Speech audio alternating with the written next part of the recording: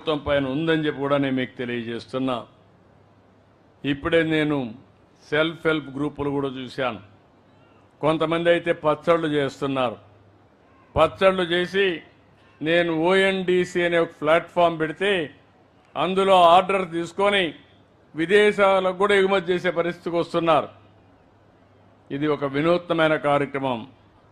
చీరలు నేసే వాళ్ళని చూశాను. తిండి పదార్థాలు, చిరు పదార్థాలు, చిరుతిండ్లు చేసేవాళ్ళని చూశాను. ఇంకొకరైతే పిల్లల్ని డాక్రా సంఘాలు ఈ మ్యూజిక్ ఇవన్నీ పెట్టి ఇవి చేసే పరిస్థితి. కొంతమంది టెంట్ పెట్టి ఇవన్నీ ఏదైనా మీటింగ్లు వస్తే మరి టెంట్లు వేసే పరిస్థితి కూడా వచ్చారు. అంటే మనం అందరం ఒకటి గుర్తుపెట్టుకోవాల్సిన అవసరం ఉంది. ఈ ప్రభుత్వం ఆలోచించేది ప్రతి ఒక్కరికి పని కల్పించాలని. ఆ పని చదువుకున్న వాళ్ళు ఇంటి దగ్గర కూర్చొని పనిచేసే విధానానికి వర్క్ ఫ్రమ్ హోమ్ అని, లేకపోతే వ్యవసాయంలో కూడా మోడర్నైజేషన్ చేసి మిమ్మల్ని అందరినీ ఏ విధంగా ముందుకు తీసుకుపోవడం కోసం ముందుకు పోతున్నాం. నేను ఒక ప్రోగ్రాం ఇచ్చాను, జీరో పావర్టీ అని. అంటే పేదరికం లేని సమాజం. ఈరోజు కొంతమంది బాగా డబ్బులు సంపాదించుకుంటారు.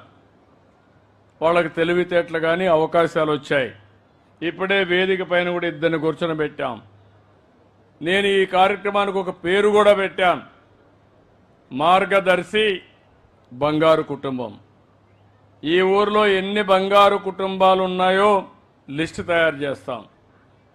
ఎంతమంది మార్గదర్శులు ముందుకు వస్తారో వాళ్ళు లిస్టు తయారు చేస్తాం. వాళ్లకు వెసులుబాటు ఎంతవరకు ఉందో వాళ్ళందరిని అడుగుతాం. నేను ఇచ్చే కార్యక్రమాలన్నీ ఇస్తాను. నేను రేపు ఇంకా డబ్బులు సంపాదిస్తే ఆ డబ్బులంతా మీకోసం సంపాదిస్తాను తప్ప నేను వేరే వాళ్ళ కోసం కాదు. ఈ రాష్ట్ర ప్రజల కోసం, పేదవాళ్ళ కోసం నేను పడే శ్రమ కానీ, ఈ ప్రభుత్వం పడే శ్రమ కానీ. అలాంటప్పుడు మేము చేసే పనికి అదనంగా ఇలాంటి తెలివైన వాళ్ళు మీకు అండగా నిలబడితే నేను వారికి కూడా ఒక ఆలోచన ఇస్తాం, ఒక స్ఫూర్తినిస్తాం, వాళ్ళు చేసే పనికి గుర్తింపిస్తాం. నిన్ననే ఒక ఎగ్జాంపుల్ చెప్పాను మీ అందరికీ. పుట్టుకతో ఎవ్వరు కూడా పెద్ద వ్యక్తులుగా పుట్టరు. అందరూ చిన్నగానే పుడతాం, చిన్న కుటుంబాలనే పుడతాం. ఈరోజు అంబేద్కర్ గారు ఉన్నారు. ఆయన కూడా ఒక షెడ్యూల్ కులంలో పుట్టాడు, 12వ సంతానం. ఆ రోజుట్లో బరోడా కింగ్ ఉండేవాడు. ఆయన చదువుకోవాలంటే ఆయనలో ఉండే టాలెంట్ అన్ని చూసిన తర్వాత నెలకు 25 రూపాయలు బాంబేలో చదువుకు సహాయం చేశాడు. అది పెను సహాయం అప్పట్లో. ఈయన లండన్కు పోయి ఉన్నత చదువు చదువుకోవాలంటే $11 ఆయనకి ఇచ్చాడు నెలకు. దానివల్ల ఆయన చదువుకొని వచ్చి కడాన మంచి మళ్ళీ వస్తానే ఒక ఉద్యోగం కూడా ఇచ్చాడు. దాంతో రాణించాడు. రాణించి భారతదేశానికి ఒక రాజ్యాంగం రాసి భవిష్యత్తులో పేదవాళ్ళ జీవితాలు ఏ విధంగా బాగుపడాలనో స్పష్టంగా రాజ్యాంగంలో పొందుపరిచిన వ్యక్తి అంబేద్కర్ అని చెప్పి కూడా నేను మీకు తెలియజేస్తున్నా.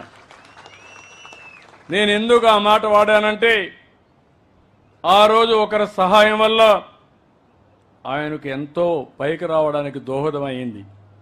అబ్దుల్ కలాంను మీరు విన్నారు. ఒక పేద వ్యక్తి. ఆ పేద వ్యక్తికి ఒక అయ్యర్ అనే ఒక బ్రాహ్మణు ఎక్కడైతే రామేశ్వరంలో అండగా నిలిచాడు. ఆ రోజు బ్రాహ్మిన్స్ అనేవాళ్ళు కింద నుండే వాళ్ళు చూడకపోతే కాదు, ఈయనలో మంచి గుణాలున్నాయి, ఈయన్ని చదివిస్తే పైకి వస్తాడని శిష్యుడిగా చేర్చుకొని చదివించాడు.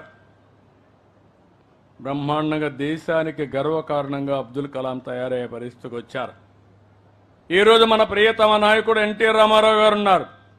ఆయన మారుమూల క్రమంలోని మనమారిగానే పుట్టి ఒక చరిత్ర సృష్టించాడంటే, ఒక యుగ పురుషుడు అయ్యాడంటే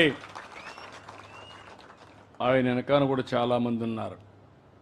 నేను అందుకనే మీ అందరినీ కోరుతున్నాను, ఈరోజు నేను తీసుకొచ్చిన డబ్బుల కోసమే కాదు, సరైన సమయంలో సరైన సలహా ఇస్తే ఆ సలహా మీరు అవలంబిస్తే మీ జీవితాలే మెరుగవుతాయి, మీ జీవితాల్లో మార్పు వస్తుంది.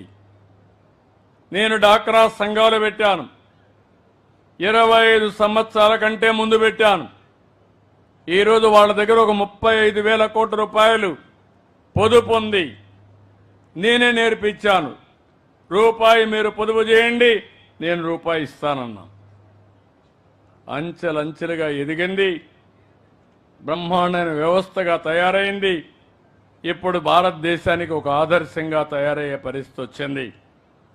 ఈ సందర్భంలో ఒకటే మిమ్మల్ని కోరుతున్నాను, నా ఆలోచన, నా జీవితాశయం ఒకటే, పేదరికం లేని సమాజాన్ని చూడాలనేది నా జీవితాశయంగా ఎంపిక చేసుకున్నాను.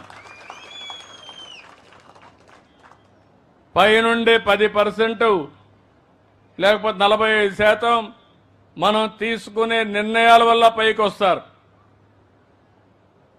చాలామంది వ్యవసాయంలో మంచి పాలసీ తీసుకొస్తే వ్యవసాయంలో ఉండే అందరూ పైకి వస్తారు.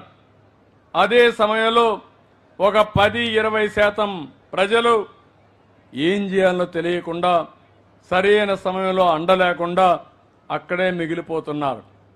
అలాంటి వారికి చేయూతనివ్వాలనే ఉద్దేశంతో నేను ఈ కార్యక్రమానికి శ్రీకారం చుట్టా. ఇది ప్రధానమైన ఉద్దేశం. టాప్లో ఉండే 10% మార్గదర్శకులుగా ఉంటారు, కింద నుండే 20% బంగారు కుటుంబాలుగా ఉంటాయి. ఇద్దరూ కలిసి ఒక పద్ధతి ప్రకారం అభివృద్ధి చేస్తే వాళ్ళ జీవితాల్లో ఒక వెలుగు వస్తుంది. అది చేయించడానికి నేను ప్రయత్నం చేస్తున్నా.